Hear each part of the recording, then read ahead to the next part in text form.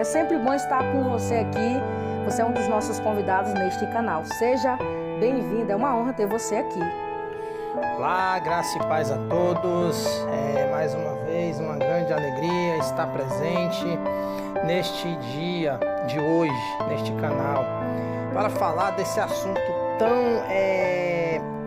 como é que eu posso dizer a palavra, trono branco, um assunto muito polêmico, pois se trata também de escatologia, né? Já falando do último acontecimento dos grandes tempos que estamos vivendo, será o acontecimento maior de toda a face da terra, né, Leudiana? Com certeza. E agora nós vamos começar aqui com a primeira pergunta, para o nosso amigo Thiago de Matos. Ele estudou aí sobre a escatologia e nós sabemos que a escatologia é um assunto assim profundo, né? Um assunto assim que tem que ser bem estudado. E nós vamos tentar aqui passar para vocês o maior tempo de informação possível, né? Informações assim valiosas para você. Então vamos começar aqui com a primeira pergunta aqui do nosso tema do trono branco. Primeira pergunta, Thiago de Matos: o que é trono branco e qual é a sua finalidade? Bom, trono branco, antes de responder a sua pergunta, eu quero dizer o seguinte: será um trono, né, instaurado conforme Apocalipse capítulos 20, versículos 11 ao 15.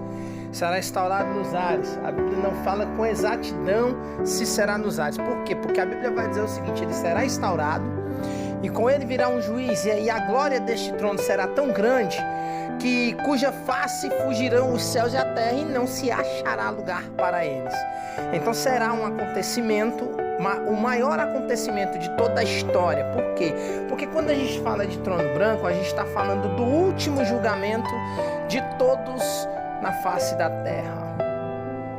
Muito bem, né? Que serão julgados aí as pessoas segundo as suas obras, né? Segunda pergunta aqui. Segunda pergunta diz assim: quem vai estar no trono branco? E por que ele é chamado de grande trono branco?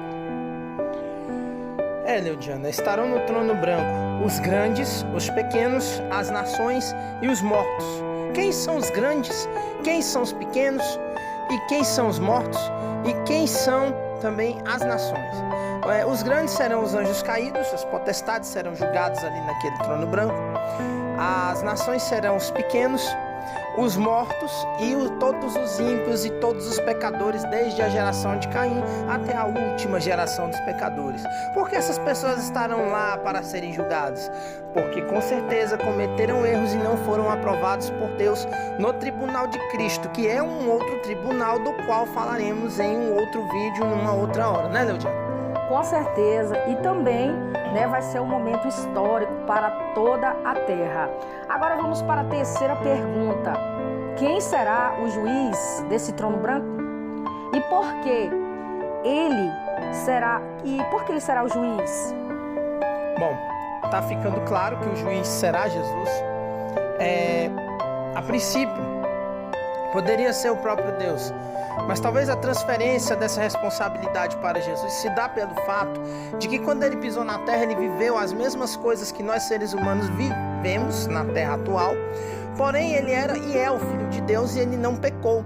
E ficará comprovado de uma vez por todas que as pessoas não terão como escapar do julgamento, não terão desculpas, porque ele comprovará isso através dos cravos nas mãos e nos pés, e ficará comprovado mais uma vez que ele é o Filho de Deus, e as pessoas que não forem achadas escritas no livro da vida nunca mais o verão.